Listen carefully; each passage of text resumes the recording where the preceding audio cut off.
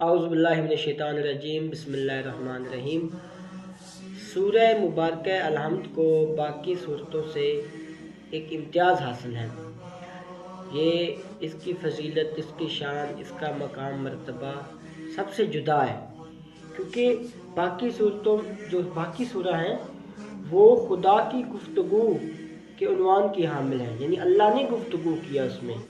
اور یہ سورہ ہے، سورہ مبارکہ الحمد ہے، یہ بندوں کی زبان کے طور پہ نازل ہوا ہے۔ گویا کہ اللہ تعالیٰ نے سورہ مبارکہ الحمد میں بندے کو ڈھنگ سکھایا ہے کہ اللہ تعالیٰ سے بات کیسے کرنی ہے، اللہ تعالیٰ کی تعریف کیسے کرنی ہے، اللہ تعالیٰ سے مانگنا کیسے ہے، مانگنے کا ڈھنگ اللہ نے سکھایا ہے۔ تو یہ اسلوب لب و لہجے کے لحاظ سے یہ سورت جو ہے باقی سوروں سے ممتاز ہے۔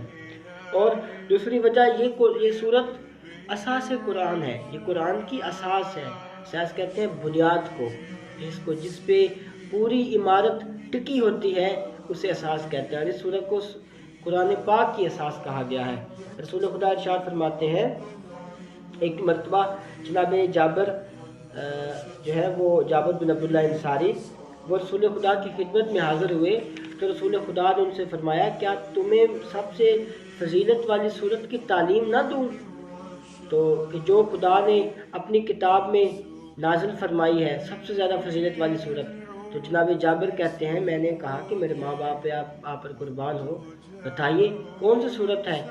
تو رسول خدا نے ارشاد فرمایا کہ سورہ مبارکہ الحمد ہے، جسے ام الکتاب کہا گیا ہے، انہیں اس کی تعلیم دی گئی ہے۔ اور یہ بھی ارشاد فرمایا کہ سورہ حمد موت کے علاوہ ہر بیماری کے لیے شفا ہے۔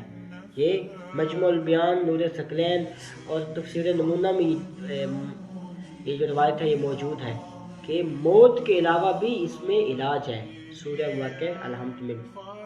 پھر رسول خدا کا ایک اور ارشاد ہے، رسول فرماتے ہیں کہ قسم ہے اس ذات کی کہ جس کے قبضہ قدرت میں میری جان ہے، خداوند عالم میں تورات، انجیل، زبور، یہاں تک کہ قرآن مجید میں بھی کوئی ایسی سورہ نہیں نازل فرمائی جو سورہ الحمد کی مثل ہو۔ کہ یہ ام الکتاب ہے، ہم کہتے ہیں ماں کو، کہ یہ ام الکتاب قرآن پاک کی ماں ہے۔ یہ سورت ایک مرکزی حیثیت حاصل ہے اس سورہ کو۔ یہ سورت باقی بھی لحاظ سے کافی ممتاز ہے اور اس کی پڑھنے کی بڑی فضیلت ہے۔ رسول خدا ارشاد فرماتے ہیں کہ جو مسلمان سورہ الحمد پڑھے تو اس کا ثواب اس شخص کے برابر ہوگا جس نے 2/3 قرآن پاک کی تلاوت کی، اور ایک حدیث میں تو ہے کہ جس نے پورے قرآن کی تلاوت کی، ایسا ہے۔ اور اسے اتنا ثواب ملے گا گویا کہ اس نے ہر مومن اور ہر مومنہ کو ہدیہ پیش کیا ہو، جتنا ثواب ہر مومن اور ہر مومنہ کو ہدیہ پیش کرنے کا ہے، سورہ مبارکہ الحمد کی ایک دفعہ تلاوت کا اتنا ثواب ہے۔ اور یہ ایک دفعہ تلاوت عام حالات میں ہے، پھر رمضان میں، ماہ مبارکہ رمضان میں تو اس کی بہت زیادہ فضیلت ہے سورہ مبارکہ الحمد کی۔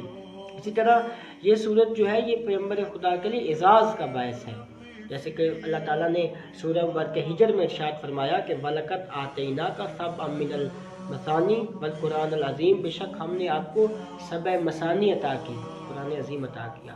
یہ قرآن پاک سے مراد قرآن عظیم، قرآن پاک، اور 7 مثانی یعنی سب کہتے ہیں 7 کو، اور مثانی 2 دفعہ، یعنی یہ سورت چونکہ 2 دفعہ مکہ میں بھی نازل ہوئی، مدینہ میں بھی نازل ہوئی، اس دفعہ اسی وجہ سے اس کو مثانی کہتے ہیں، اور 7 آیات ہے تو سب، یعنی 7 مثانی۔